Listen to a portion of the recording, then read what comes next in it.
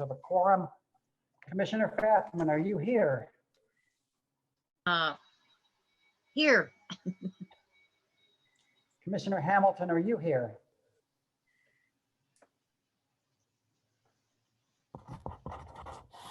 We're not leaving until you find your unmute. Yeah. Okay, what's going on with her audio? She's unmuted, but we can't hear her. I see. We're gonna need signals, Tiffany. Okay. I note that Tiffany is present. Commissioner. For the record, she waved. Commissioner Colleen, are you here?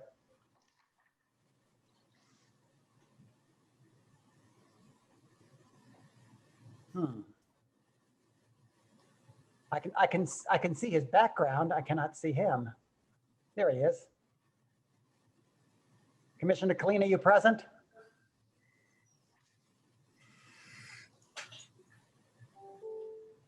You're muted. He's muted. There we go. This is going to be an excellent meeting, everybody. Commissioner Richardson, are you present? Present. Alderman Coder, are you present? Present. And let's see, Commissioner Robinson, are you here yet? Okay, he is not here yet. We'll watch for his arrival. I count 6 commissioners present. Commissioners, that constitutes a quorum. Has anyone read the minutes from December 28th and February 22nd? And are there any changes to either? Hearing no changes to either, does anyone have a motion regarding those 2 sets of minutes? I move that we adopt the minutes from the December 28th, 2020 Preservation Board meeting and the February 22nd, 2021 Preservation Board meeting. Thank you. Is somebody who's not muted second that motion? Second. I will. Excellent. Many seconds, like a 4th or a 6th. Commissioners, all those in favor of accepting these as our minutes signify by saying aye. Aye. Aye. Aye. Any opposed? Okay, those are our minutes. We have one agenda item today. It is an appeal of a staff denial. I will ask staff to introduce all evidence they want for the record. I'd like the appellant to introduce all evidence he would like for the record. I would like both staff and appellant to tell us before they begin their name, their address or occupation, and whether or not they're going to be telling us the truth. Is it clear enough? Okay, then let's begin. Agenda item A is 2011 Russell Boulevard. Bethany Moore, Cultural Resources Office. I swear to tell the truth. Excellent, proceed. I would like to read into the record Ordinance 64689, the enabling ordinance, Ordinance 67901, the McKinley Heights ordinance, the PowerPoint, this presentation, the application, the appeal letter, and the agenda. That's great. I know Commissioner Robinson is now present. All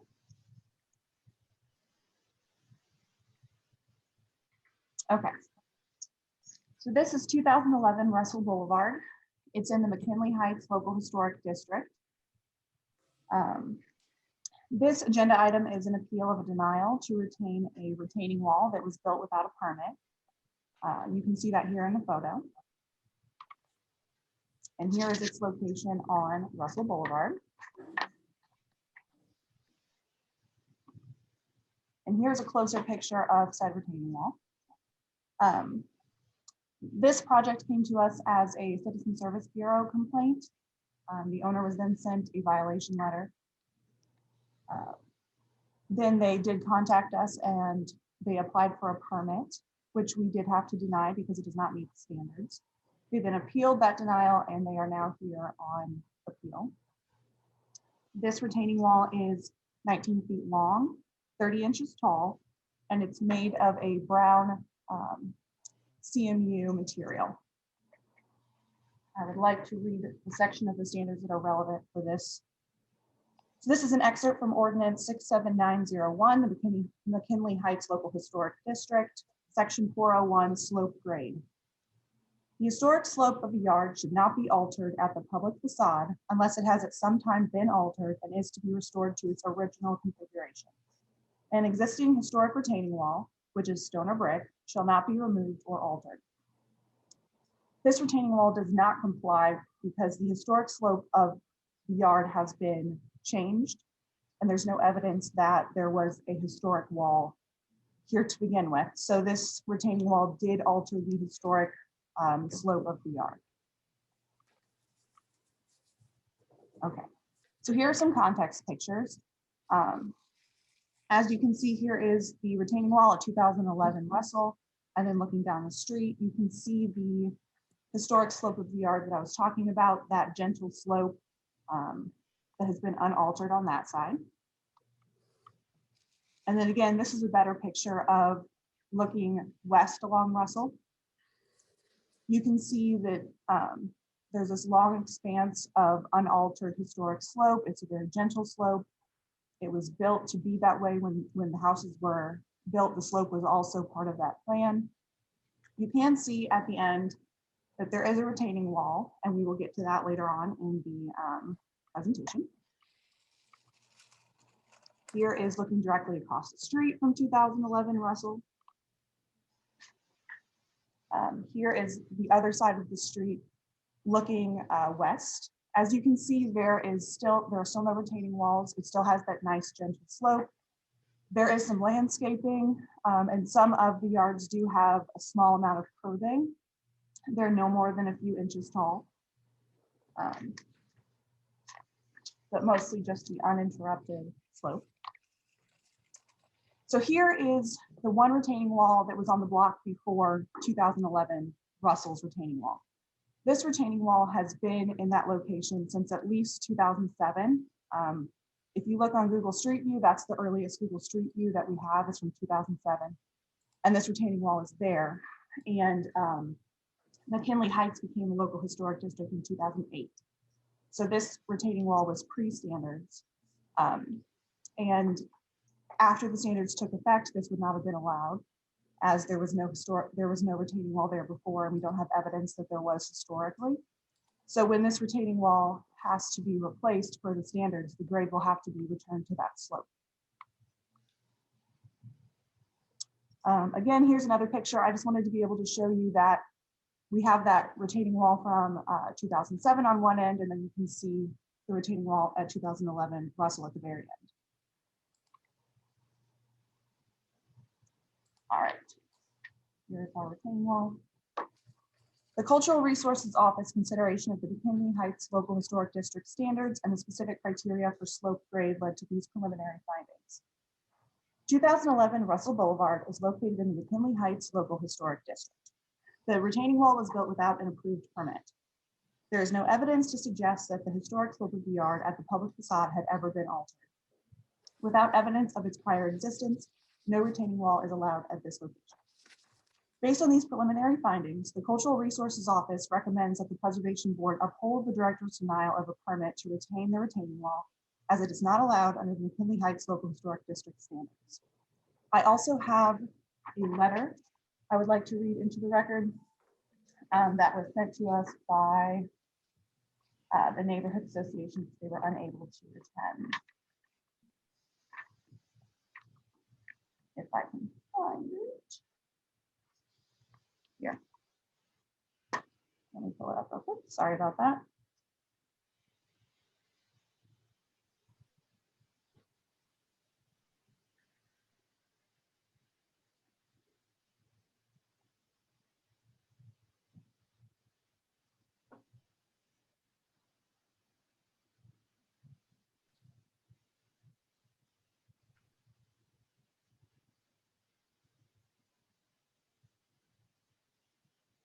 Okay. Dan, I don't know if I will be able to attend the meeting on Monday on Zoom. Please pass on my message below. It is the opinion of the McKinley Heights Neighborhood Association that the retaining wall needs to be removed and the hill needs to be returned to its original slope. Months ago, upon seeing the foundation of the wall dug and poured, I knocked on the front door of 2011 Russell to let the owner A female who I now know as Shannon know that this was a violation of the historic code and that they needed to talk to cultural resources. Weeks later, to my surprise, the blocks were in place and the retaining wall was completed. Best, Rocco Dana.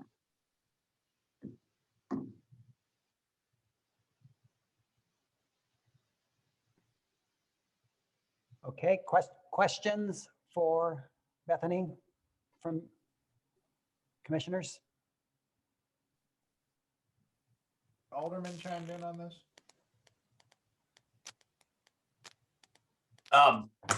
Is that a question for me? I'll defer to the chairman there. Let's go ahead and pretend that question was for you. Okay. This is in the 7th Ward, as was evidenced by some of the yard signs that appeared in Bethany's pictures. I'm going to be abstaining on this. I've spoken to the appellant, to Justin, and I know that he spent a lot of time and effort on the property, but I'm also aware that the neighborhood, takes a pretty hard line on these. So I'm planning on abstaining.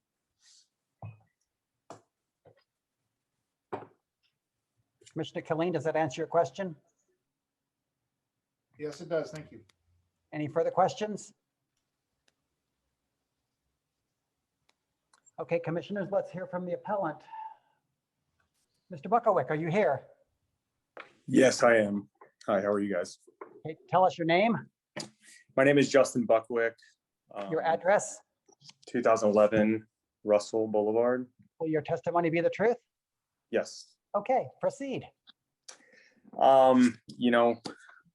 There's not much I can say, honestly. It was, I guess I should have done a little bit more due diligence on my end, and I should have known better with some of the things that we've already done to the house and windows and historical things that we've had to do in the past. It was a pandemic, and me and my wife were really looking to change the front of the house. And as far as aesthetically looking, I think it changed for the better. If I would have known, obviously I'm not here to create more problems for myself. I don't want to be a headache for you guys or myself any more than I have to. So I can't really say much. I drove around McKinley Heights, and I think Bethany's going to show some more pictures here. I don't know about these couple, but we took over 24 pictures of retaining walls just in a couple streets of McKinley Heights. I didn't provide the addresses because I'm not in the business of ousting people, but some of them were definitely a lot newer than 2008. I have At the end this of the- if you'd like me to move through them. Yes, please. You can move through at your own pace. Like I said, I don't really have much to say. I would love to keep the retaining wall. I think the historical slope just wasn't quite functional. Ours was getting a lot of washout on the sidewalks. And at the end of the day, like I said, I wish I would have done my due diligence a little bit better and realized that this was something that you weren't allowed to have. I just thought it was the standard driving around, and you can see so many. So I do apologize for that. Like I said, I'm not here to create any more problems or meetings for you guys. So I apologize, and I'd love to keep it, but I understand the rules are rules, and that's pretty much all I got.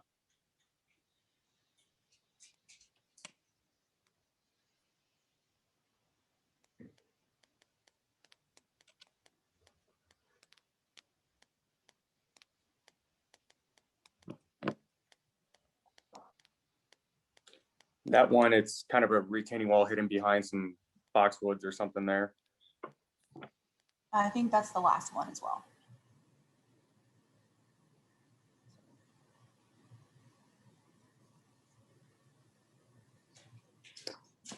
Richard, you're muted.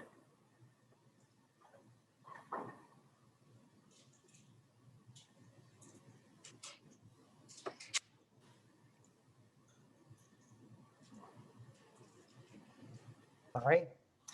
There we go. As I babble along, that concludes testimony in this matter. Commissioner Hamilton, have you got a motion? Oh, that's right. The other muted person. Commissioner Robinson, have you got a motion?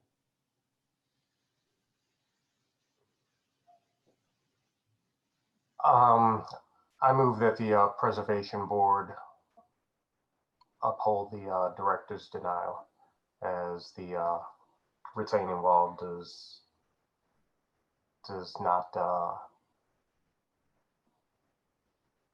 not meet the standards.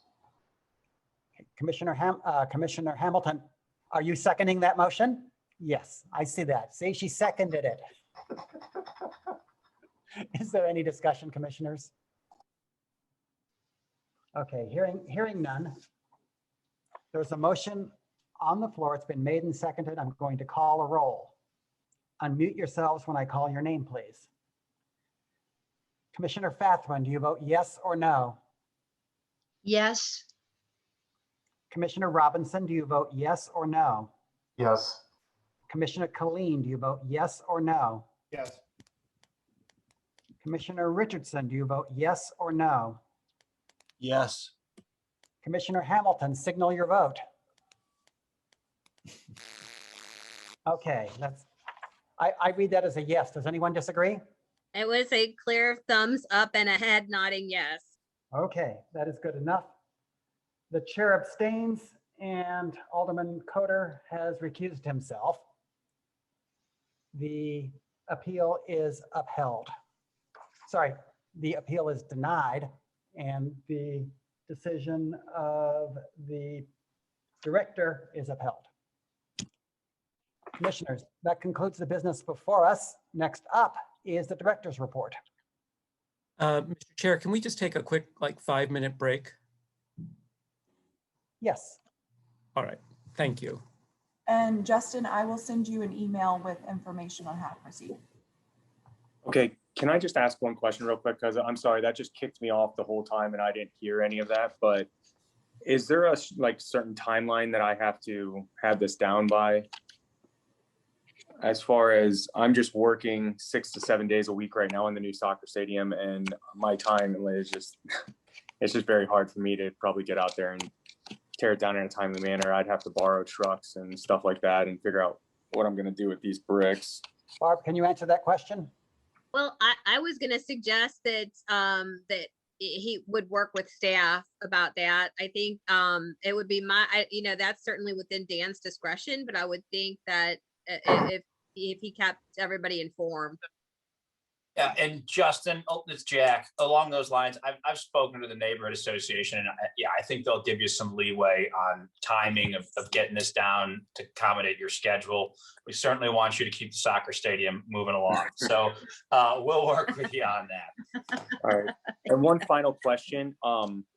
Now, is there a standard of could I even just keep one of the bricks at the bottom just for kind of flow of, keeping mulch up on the hill or anything along those lines, or does it just have to go straight to the sidewalk? Because I don't know what classifies it as, I guess, a retaining wall at that point, if it's only, 6 inches tall versus the 30 inches tall. At the bottom. Were you asking if you could keep a curbing? Yes. You can do a curbing. A short curbing is something that we would allow. It would need to be no more than 1 stone thick, but I don't believe we allow the CMU to be the curbing, right? Would it have to be smaller than that? We can work with you on that, but we do allow curbing. Okay. Well, thank you guys. I appreciate your time. Thank you, sir. Thank you. So commissioners, you know that between the two meetings, we lost Commissioner Vines, who moved to a different municipality. And there is a new commissioner appointed who will, I believe, be sworn in time for the next meeting. The matter of suspense, though, that turns is who will be chair of public safety next and whether or not we're going to see Alderman Coder again as his designee. Good question. Or if I get reelected or not, who knows? Well, I was surprised that you weren't out campaigning now. Still time left. But yes, this very well could be my last meeting. I don't know. But also, I've never been to an in-person meeting. They've all been virtual since I've been on the board. Oh, that's an interesting question. That's really interesting. I did not realize that. And we could make certain that you come back to another meeting simply by having your house cited for something. Oh, boy. I think my house is, I'm pretty sure I'm following the code down here in Soulard. Only pretty sure, though. Well, it looks like the director's report is getting ready to be set up. Dan, are you back yet?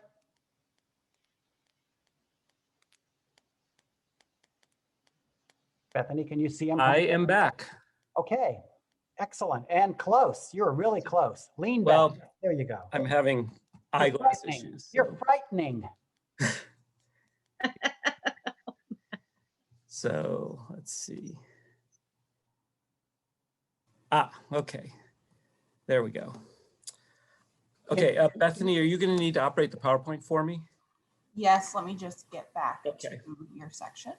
All right. While Bethany's doing that, I did want to make a couple of things clear. One is that on the preliminary review or the preliminary agenda, there was a demolition at 5200 Cates Avenue that will be an appeal of a denial.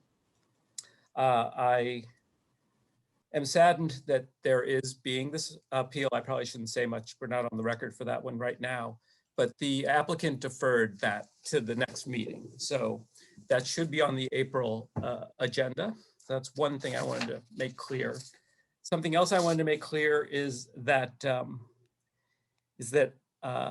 I am resigning from my position to take a different position.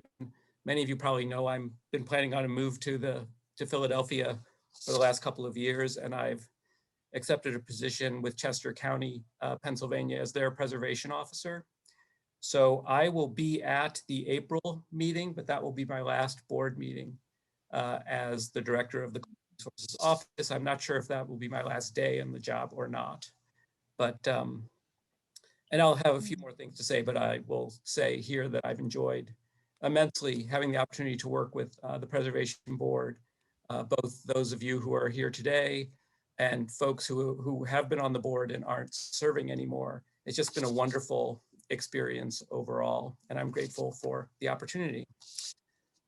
Additionally, Please do not give too much of your farewell speech this month, because we're going to need to hear it next month when you do it formally, and we say nice things about you, which won't be hard to do. oh, well, thank you. I was done with my remarks for today about that. So let me summarize so far. I've approved a demolition and I'm leaving. How's that? More than one, probably, but who's counting? Maybe the people on Twitter. So Bethany, can we get to the first slide of the director's report? Just the main first slide, not the first substantive slide. That's great.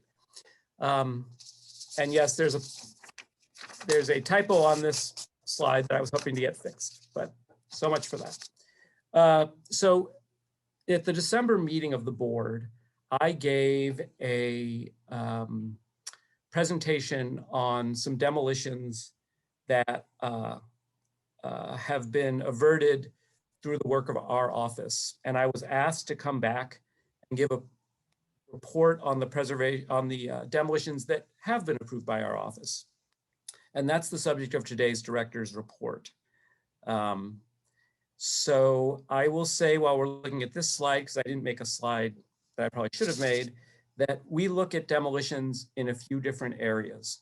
One area we look at demolitions is in city historic districts. Once a area becomes a local historic district, virtually all the historic district standards make demolition something that is not supposed to happen except for when it's justifiable, and it gives criteria for that. We also have preservation review districts in the city that operate under a separate ordinance. And the preservation review district ordinance defines a couple of different ways that we look at demolition. One is that the Board of Aldermen can approve districts called preservation review districts.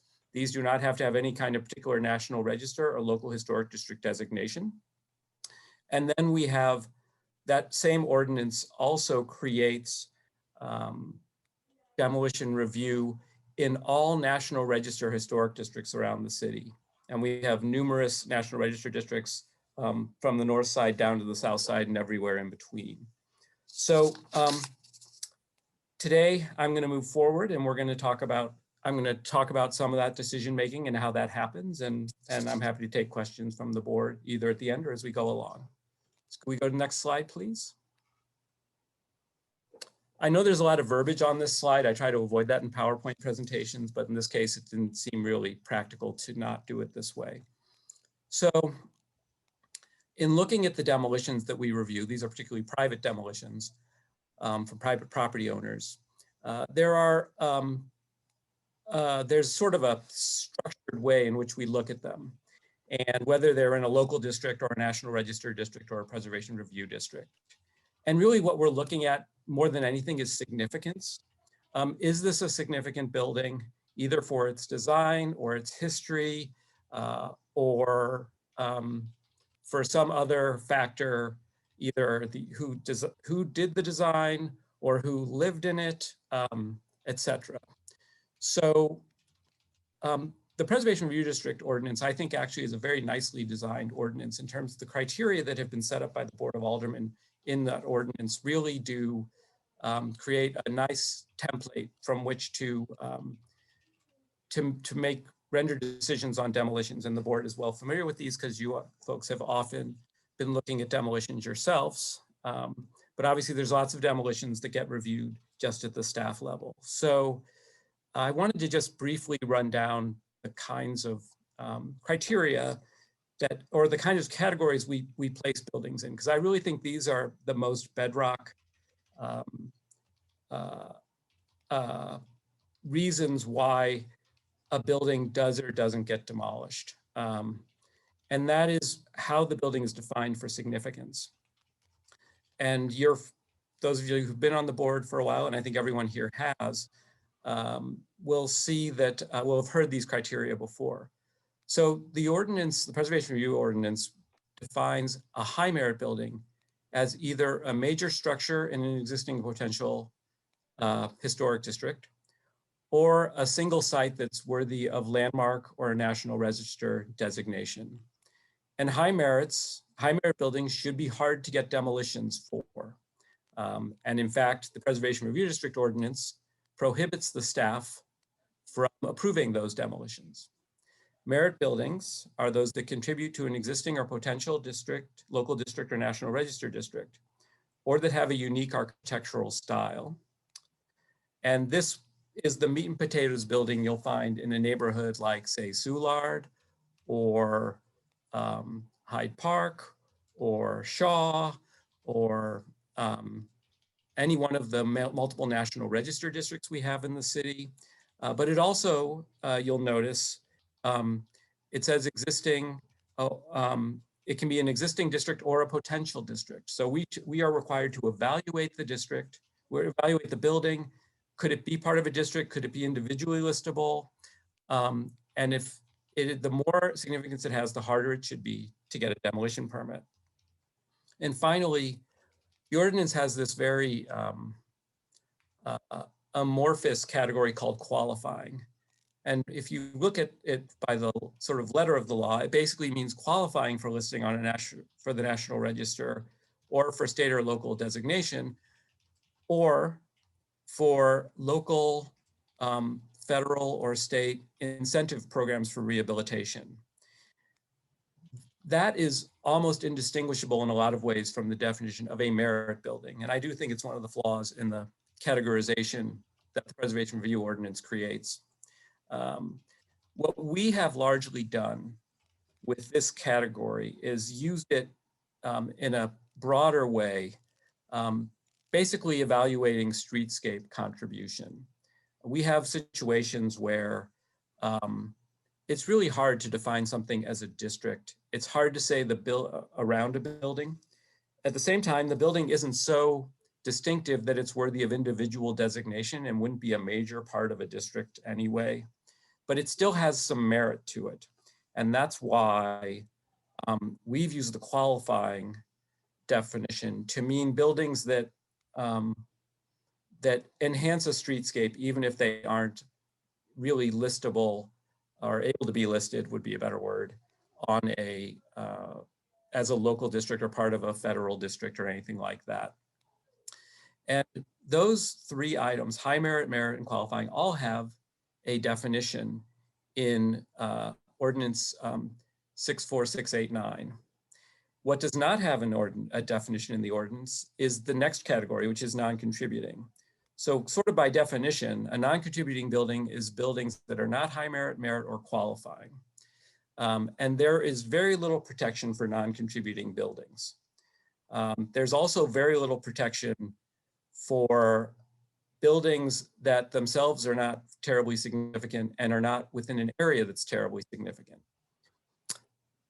So I just have at the bottom there the quote from the ordinance. It says the demolition of sound high merit structures shall not be approved by the office. That's the Cultural Resources Office. And the demolition of merit or qualifying structures shall not be approved, except in unusual circumstances that shall be expressly noted. And as you can see, there's no mention of non-contributing buildings in any of those protections. But if a building is high merit, merit, or qualifying, there need to be demonstrable reasons why the demolition was allowed. And one thing we've been doing more recently is making sure that when we approve a demolition, that there is an explanation in the decision that if someone from the public wants to see it, the decision is memorialized. So let's go to the next slide.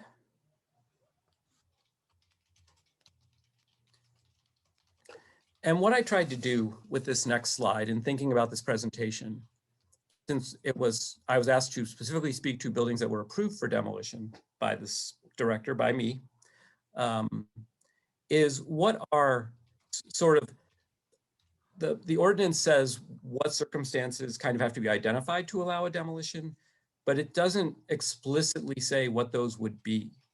But it does sort of infer what they would be from that definition that we saw above. Either the building's not significant, or it's not part of a district, or whatever. So these are sort of the four reasons I think most often buildings get approved for demolition.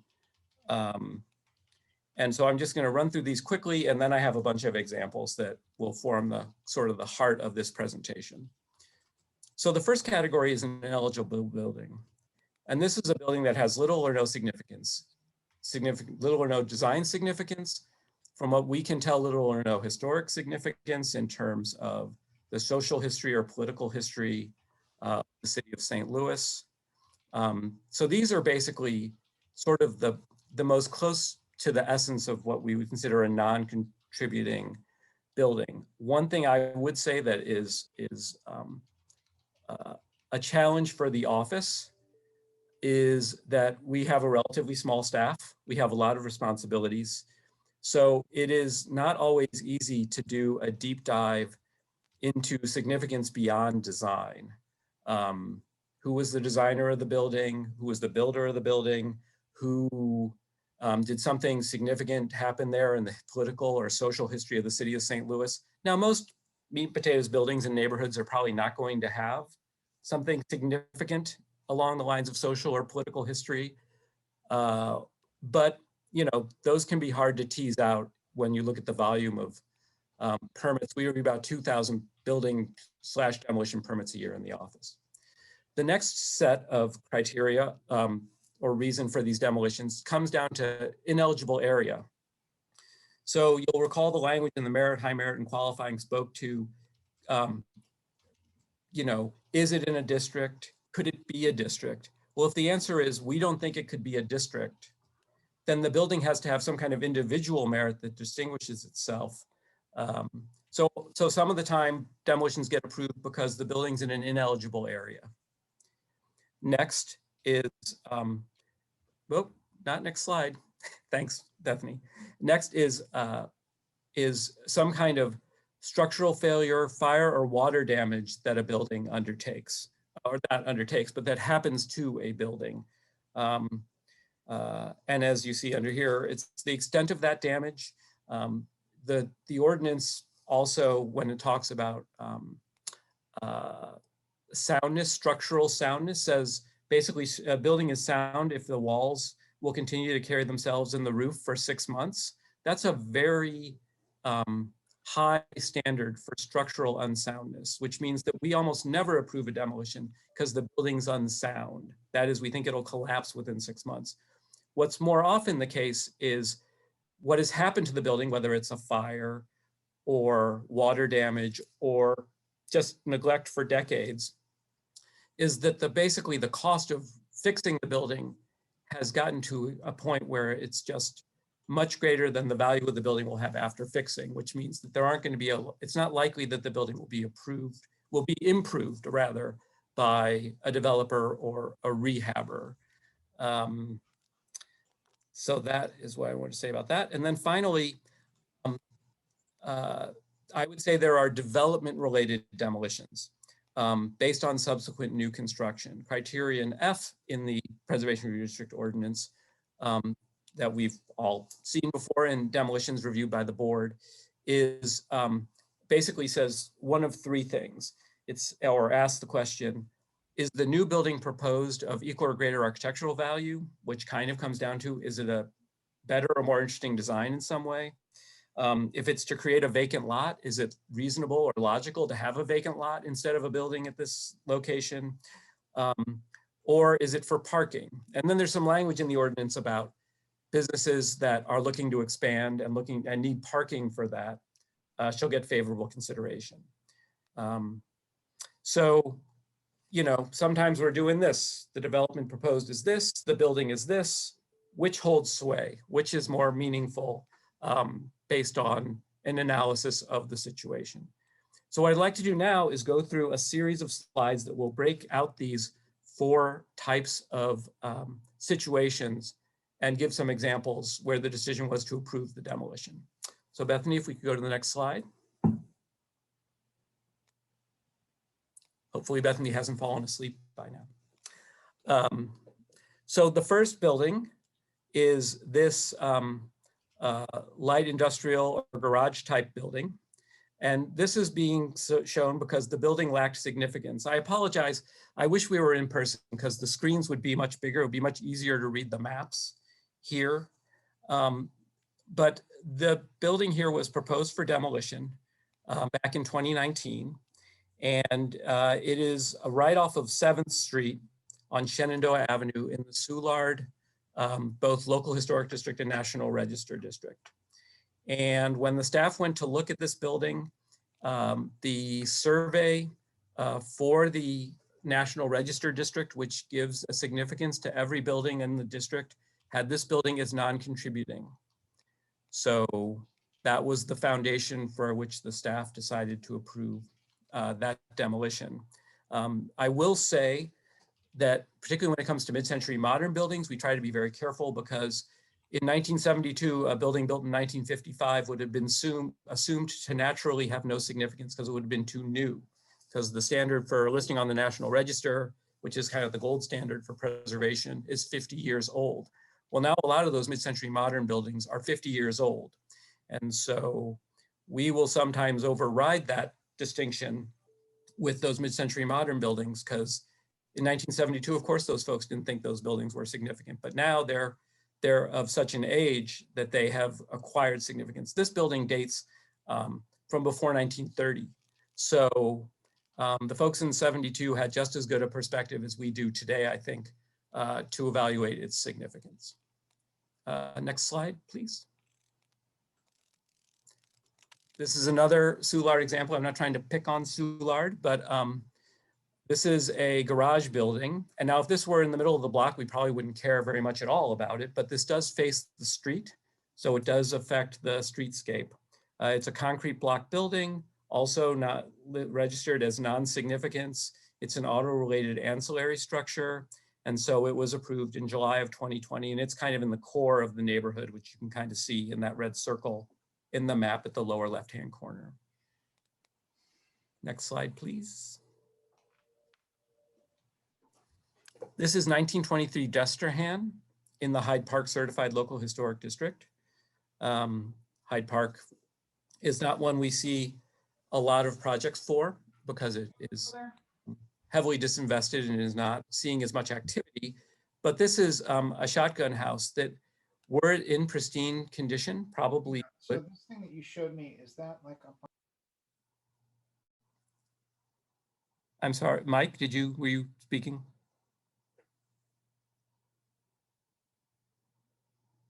Okay. So this shotgun house has been covered in asphalt siding and has really lost its original design vocabulary. And therefore, I determined it to be non-contributing. I will say St. Louis is a very brick city. I do think there's a natural prejudice against frame buildings unless they're perfect.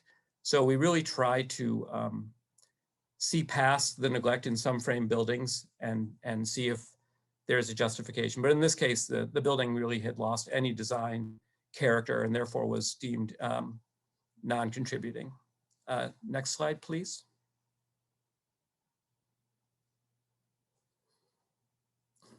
And the purpose of this presentation, as I said, is to give kind of a sense of the kind of demolitions we look at in the office. And, you know, a lot of the buildings, or a significant proportion of them that we get, you know, they send us all the demolitions in a preservation review district, in a local district, in a National Register district, no matter what the building is. No one at the building division is allowed to say, well, this is a Popeyes restaurant, so clearly no one would think this is historic. Nope, it gets sent to us too. So this is in the North Point neighborhood. You can see I have a picture of the streetscape over on the right, where from sort of standing where the building used to be looking down the street. And this building, you know, had no real merit. I will say that across the street from this is the Club Imperial building, which the board denied demolition of, as well as the staff denying demolition a couple of years ago. But this Popeyes certainly doesn't add to the design environment of the neighborhood. So it was, Mr. Director, though, I hope that the demolition of all Popeyes are taken very seriously. Removing such a tasty restaurant from a neighborhood should not be a decision that is taken on cavalierly. well, I can see you're a big Popeyes fan, I am. and I get that. But yeah, I could say more about this one, but I won't. Let's move on.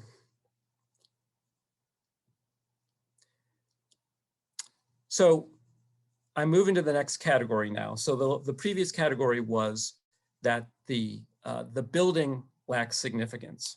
Here I'm going to talk about whether or not the area has significance. So this is 1320 Pierce Avenue in the Clayton Tam neighborhood, otherwise known colloquially as Dogtown. 1320 Pierce is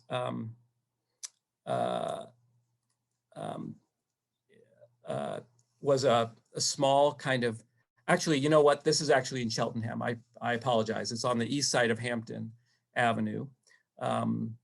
The streetscape, frankly, here, one side of the block has no buildings, as you can see from the lower picture on the left side of the lower picture. On the right side of the lower picture, you see a fairly modest house, probably built sometime around World War II without a lot of distinctive design character. There really isn't a cohesive design vocabulary on this block.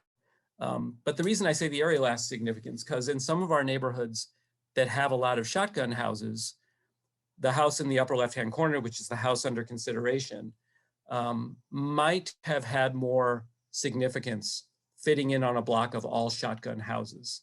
And the question would have become, could the building be rehabbed? What's the state of the roof? And a more involved analysis take place. But in this case, because the block didn't have significance, it was determined that there was no reason not to approve the demolition. Next slide, please. So this is 1444 and 1448 DeSoto Avenue in the College Hill neighborhood. So this is the neighborhood north of the Hyde Park neighborhood across Grand Boulevard. These are two nicely designed 4 families. If these buildings were in Shaw or in Skinker de Bolivar or in Hyde Park even, they would warrant a lot of scrutiny. because they didn't look like they were in terribly bad condition even. However, the picture at the bottom shows you what was to the east of these buildings looking down the street. And you have a couple buildings. And what this picture doesn't show is that the block behind these buildings has almost been completely demolished as well. And there just isn't enough fabric here to think that this is a merit building based on the ordinance. And there isn't enough of a streetscape to say it's even qualifying to meet the definition of a building that contributes to a streetscape, because so much demolition has already happened in College Hill. We regularly have evaluated College Hill as having had so much demolition that the area can't really be considered significant anymore. That isn't to say if there was a particularly noteworthy building that we thought might be individually eligible for listing locally or nationally on the National Register or as a local landmark, a building might not be denied in College Hill, but it would have to be pretty, have some pretty interesting individual characteristics to justify it, because the area just isn't cohesive anymore, sadly. Certainly in, say, 1960, 1970, before much of that demolition had happened, I think the whole College Hill neighborhood would have been eligible then for either a local or national district. But unfortunately, there's been so much demolition that's not really achievable anymore. Next slide, please. This is 1157 Howell Avenue in the Baden neighborhood. I actually, oh, there's a circle there. So the map on the left, on the right rather, I'm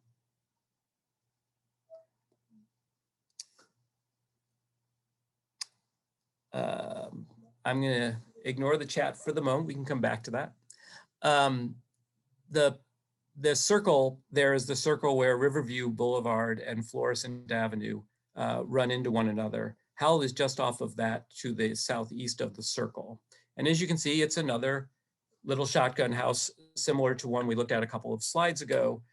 There hasn't been that much demolition around this block. And frankly, there are parts of the Baden neighborhood, and this is kind of right on the border of Baden, that there are areas near here that are worthy of preservation. But this particular block is kind of a hodgepodge of frame structures that don't really have the design cohesiveness that would justify them for a potential district of any kind. So that's why this one was approved, since again, the block really doesn't have significance. Next slide, please.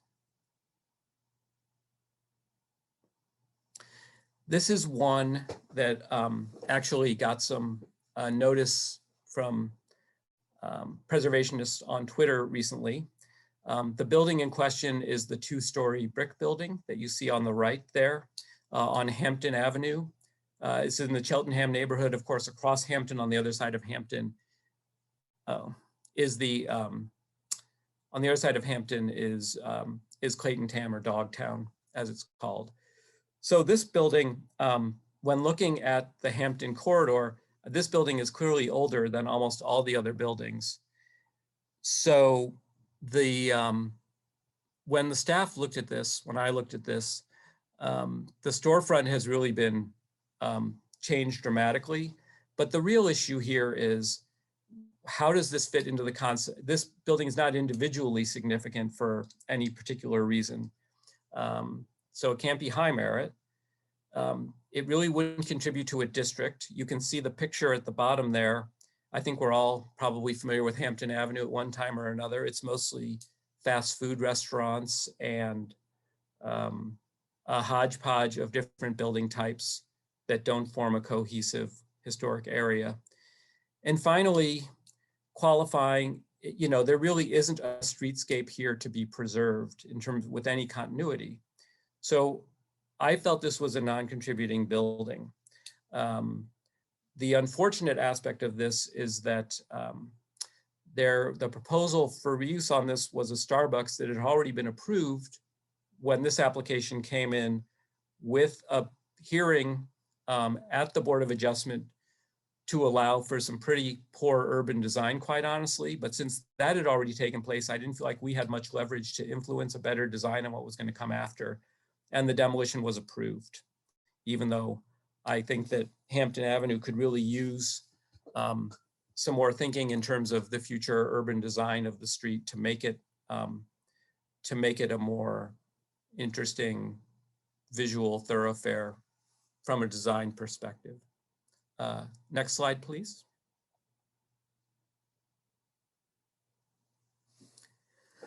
So this is 2625 Avenue, Ann Avenue. And I'd like to switch from an area being lacking significance now to the whole question of reuse potential. I mentioned earlier that rarely will buildings collapse that we are looking at. And if they'll stay up for 6 months, then they're considered sound. And if they're sound, that means we're really evaluating on the merits of their significance in relationship to their reuse potential if they've had a problem. And I apologize that our photographs of this building aren't great. This is a kind of a typical early 20th century building found in the Fox Park Local Historic District. And it's in a preservation review district, and Fox Park is a certified National Register district. So this is one that got a lot of scrutiny in our office. It was actually denied at one point along the way. It had had a collapse on the back, which is hard to see from the picture at the bottom because of the sunlight when we took the picture.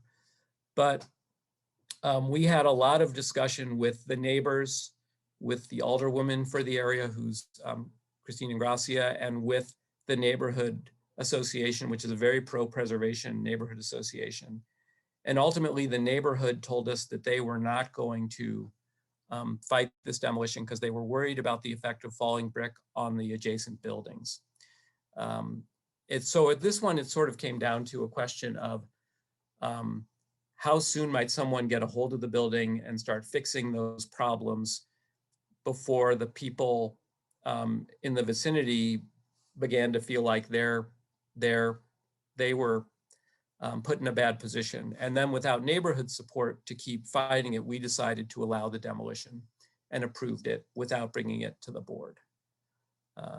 So that's a case where it is a contributing building to the district, but the structural failure of the building really limited our ability to that failure limited reuse potential and caused us to approve the demolition. Next slide, please. Sometimes the failure is obvious. I'm sorry, there's this slide has some extra verbiage that should have gotten taken out. But this is 4521 Cottage Avenue in the Ville Local Historic District. There's been a lot of demolition in the Ville. There's a lot of disinvestment in the Ville. Rarely do the buildings in the Ville look like this though. So the roof of the building had collapsed and the building didn't have reuse potential and had essentially, you could argue that this one was also structural damage. It's sort of a combination of both. You know, we have some neighborhoods in the city, some local historic districts where buildings can get very beat up and still there will be a desire to rehab them. Places like maybe Lafayette Square come to my mind. But the Ville doesn't have that kind of economy. So when a building suffers this kind of loss, it's going to get approved for demolition, and this one did. Next slide, please. This is a building at 6310 Pennsylvania Avenue in the Patch neighborhood. It's in the Central Carondelet National Register District. It's a preservation review district. It suffered a catastrophic fire. No one was going to fix up this building. It wasn't going to collapse within 6 months. It would have stayed there for years and years if we'd let it. But it was applied for demolition, and the feeling was the structural difficulties with it were such that it wasn't going to be preservable, and we allowed the demolition to go forward. Next slide, please.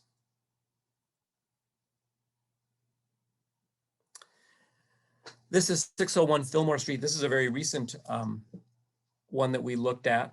It's in the Mount Pleasant neighborhood in the Grand Bates National Register District. It had a fire. The owner had made a significant effort that they documented for our office about the efforts to preserve the building. So this one would have been a heavy lift to get preserved. If you look at the map at the lower right-hand corner in the little circle, you'll see that this building abuts right next to Interstate 55. And the fire damage, along with the location right by the interstate, meant a couple different things to me. One thing it meant was that it's not a corner building in the heart of the district. It's way off on the side. And number two, I did think that it had limited reuse potential by being right next to the interstate. So if we were going to lose a building in the Grand Bates district, this probably is just about the best location to lose one, because you know, it's a dead end street at the interstate. Not a lot of people see this building who aren't driving down the interstate. And with the fire damage and the documentation from the owner, I determined that it was justifiable to allow the demolition. And the demolition has moved forward on this one, I believe. Next slide, please. So the final category I want to talk about is development-related demolition. I will say, I don't have an example from the Hill here, but the two neighborhoods I think we see this most often in are the Hill and Clayton, Tam, Franz Park, the Dogtown area. This is an area where you've got good property value. It's a desirable area. It has some, both areas, particularly Dogtown, have some areas with pretty undistinguished architecture. And so we get a lot of applications. We've had very little pushback historically from aldermen or from neighborhood folks about demolitions in Dogtown or the Hill. So this is an example in Dogtown. So if you look at the top picture, there's a small mid-century modern building with a foundation of stone at the lower right-hand corner. The building in question, I meant to put a circle around it and I neglected to, I apologize, but the building in question is the second one from the right. It's an old shotgun house that's had a new enclosed porch put on it. And it was proposed for demolition. There was no opposition to this from the elected official or from the neighborhood folks. And the building, that large sort of blue-gray building, is now built in its place. And that was a case where it's a combination. There was a substantial redevelopment proposed. The block doesn't have a terribly distinguished architectural vocabulary. The neighborhood folks and the elected official didn't oppose it at all. And based on that, that was a demolition that was approved. And I will say, we've had a number of situations like this in both Dogtown and in on the Hill, which is the same way. I will say, I don't have any slides from the Hill here, but you know, it bothers me more that there isn't more preservation desire from Hill 2000 or the elected official on the Hill, because the Hill may not be that distinguished architecturally, but culturally it's very distinguished. There are places in Dogtown, I will say, that I think certainly are worthy of preservation, and we'll see more about that in a moment or two. But there are also blocks in Dogtown that are pretty undistinguished for their architectural design, and this would be one of those blocks. Next slide, please. This is a couple of buildings at 4484 and 4490 Vista Avenue in the Forest Park Southeast neighborhood. So if you look at the buildings on the upper left, those are the two buildings. They are both look quite old, and you know, in common sense terms, they're old. They look like they could belong in our oldest neighborhoods: Carondelet, Soulard, Old North St. Louis, etc. These buildings are actually not as old as we would have thought. I thought these buildings might be from, say, the era of the Civil War. They actually turn out to be from the 1890s. I don't know why someone in 1890 is building these buildings in this location. It's sort of, someone must have really liked this older style of vernacular architecture we have in St. Louis. If you look at the map on the lower right, you can see that where the red circle is, the street going north-south to to the left of the circle is Taylor Avenue.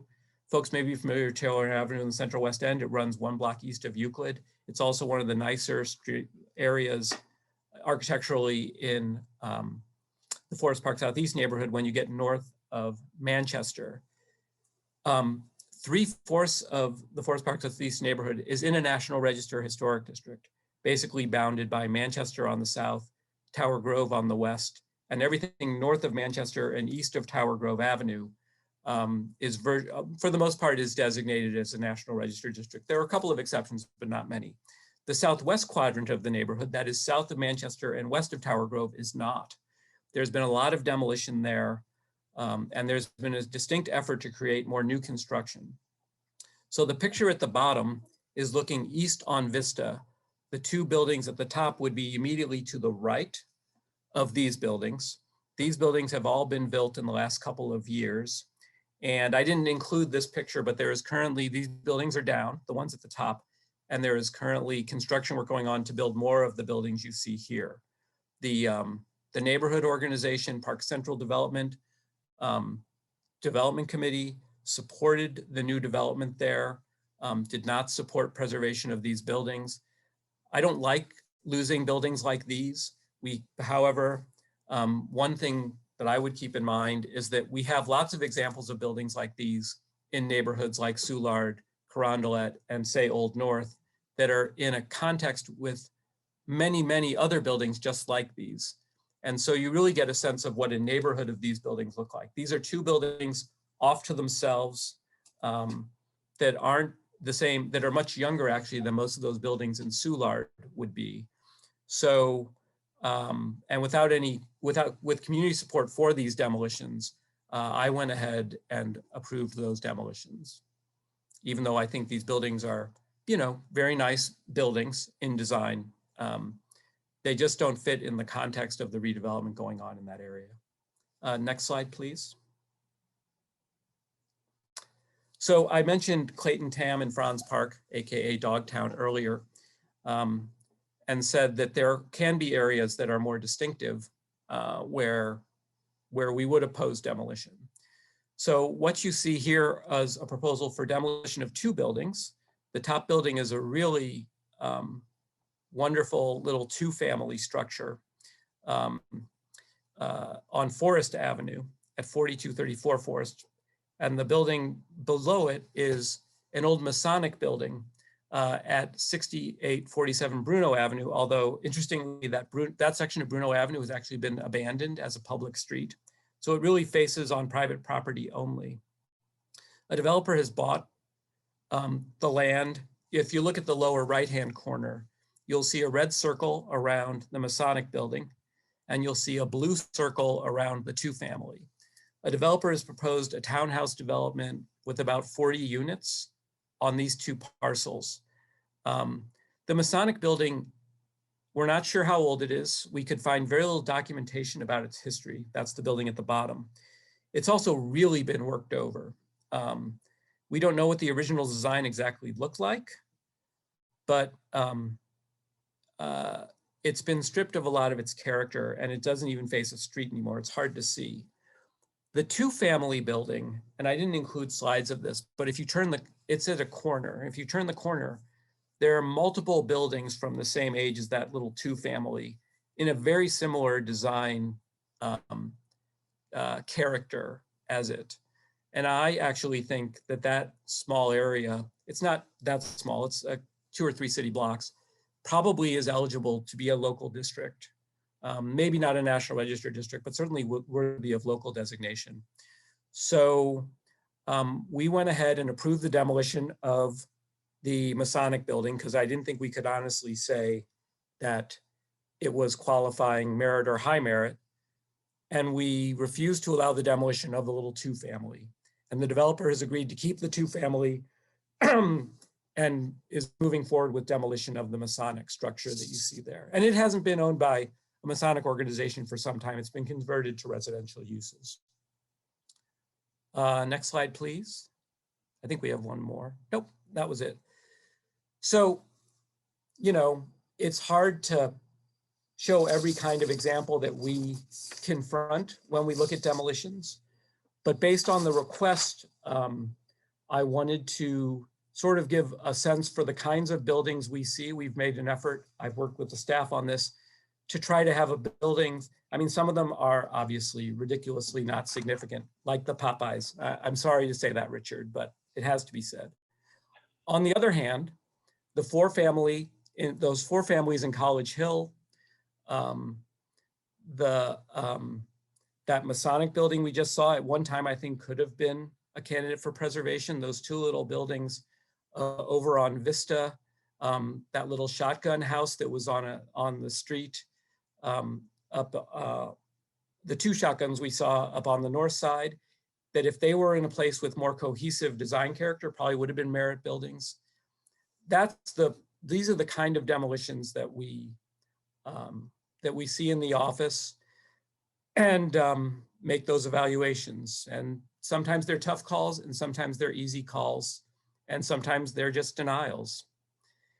And that concludes my presentation, and I'm happy to take any questions you all may have for me.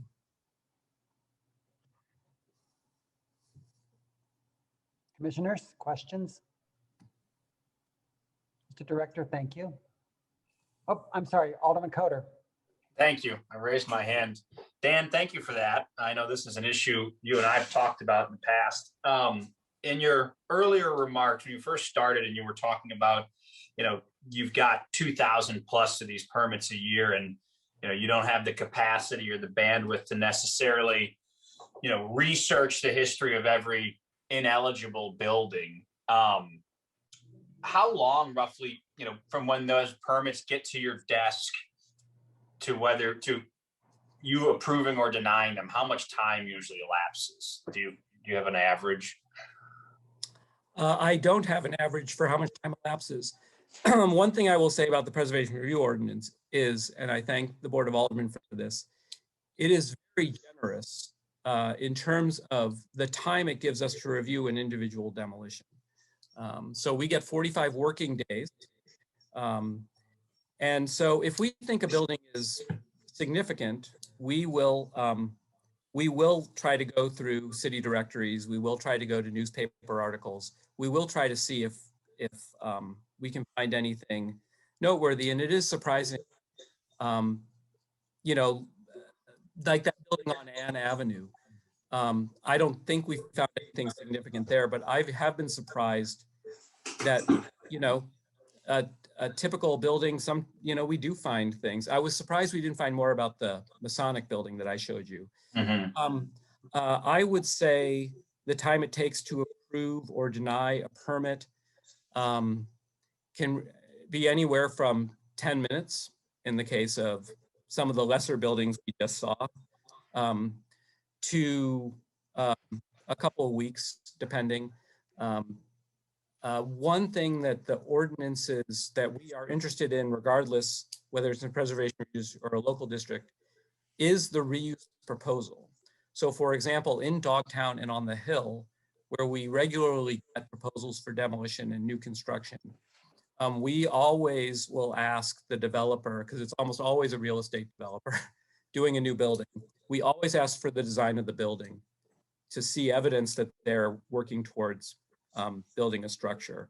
I would not say we typically go to the trouble of making them get a building permit first, because if we've determined the building is non-contributing, I don't think it's worth that. But on the other hand, I want to see that a developer is actually working on a new project in a context like that. Okay. And I know there's been some discussion about this and some, I guess, controversy about certain demos that were approved, particularly in the, downtown west area in the last year. Do you guys publish I know they're public records and someone can sunshine them, but beyond doing that, do you have a list of sort of pending, applications that you put on the website, or is that something that could be easily done? Well, it's funny you ask that. I'm probably gonna get in trouble with people for saying this, but I've thought about whether it's possible to create a portal or something that shows what demolitions we're actively considering. Yeah, so along those lines, what I just think might be helpful if you guys could figure that out, and I do recognize you're leaving us soon, but you talked about how you guys don't have necessarily the capacity for all of these buildings to do, the research when it's something that likely is going to qualify for, a staff approval of a demolition. But if there's a list available, if members of the public want to, at their leisure, look at those and research some of the buildings and see what they can find out, that might be a worthy thing to just put a list up of the addresses, that I guess pending demolition reviews that are in front of your office. Yeah, that's something we can certainly look at. People who are savvy, I know, are able to access that. And frankly, it's not something that I've spent a lot of my time, because I'm obviously able to access them. But I guess a side note I'd like to make is, I think it's important for members of the public to realize that direct communication to our office is the way to register displeasure with a demolition. And if someone complains about it online, I may be monitoring Twitter because I do that, but I don't consider that to be sort of on the record public comment about a project if it's not sent to our office as comment, to the Cultural Resources office, as much as I appreciate reading people's concerns online, et cetera. Right, but currently, but Dan, currently, besides, a demolition that's subject to coming in front of the preservation board for approval, I mean, there's no formal public comment process on these sort of staff decision demos, is there? There isn't. One caveat I would put on that, however, is that if we have concerns about a demolition, we almost always will reach out to the neighborhood organization or the elected official, the alderman. I shouldn't just say elected official. It makes it sound like I'm going to call my senator. I would reach out to our office reaches out to the neighborhood group for that particular neighborhood often to seek advice about whether they think this building is important to them or not. It doesn't mean we're going to do whatever they say, but it is important to know what those organizations and those elected officials are thinking as those citizens representatives in the government. Got it. Thanks, Dan. I don't have anything further. Follow-up question, Mr. Director, what percentage of denials are appealed? Percentage of denials are appealed?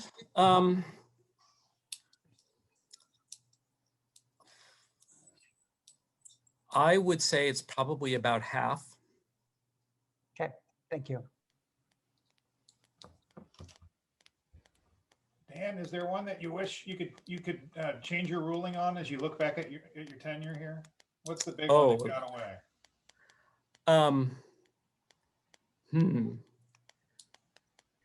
Oh, ask him that next month. He's not going to be candid this month. All right, after you move to Pennsylvania. I'll think about that for next month's meeting and be happy to answer that, Mike, with a little thought. Congratulations on your new gig. Oh, thank you. I will say the ones I regret more than anything are ones where either we've denied it and there was never an appeal, but we couldn't get anything good going there, or where the board has denied it and yet the building still sits, and efforts to reach out to the owner. What comes to my mind immediately are two buildings owned on Pennsylvania Avenue in Carondelet that are owned by a certain member of the public down there who has continued to let their buildings just deteriorate. And, we just don't have the tools in our tool shed to really make that person fix up the building. It's easier for them just to let it deteriorate. And I'm worried that the building like that will collapse. That's what happened with the stone building that was denied in Benton Park. That had to be finally, well, the building ultimately collapsed, but it had been something we'd been talking about with the neighborhood and trying to pressure the owner to do something positive with for a number of years. Right. Okay. Okay, commissioners, do we have any other business to discuss? Hearing none, Do I hear a motion to adjourn? So moved. Second? Any objection? We stand adjourned. Thank you all very much. Thank Mr. you. Chairman, just quickly, if the folks from the law group want to continue this conversation, I put out a Zoom invitation. And I got that to you as well, Barb, I think. So I'm happy to switch over to that after we sign off of the board meeting. Great. Thank you all very much. See you next month. Thank you.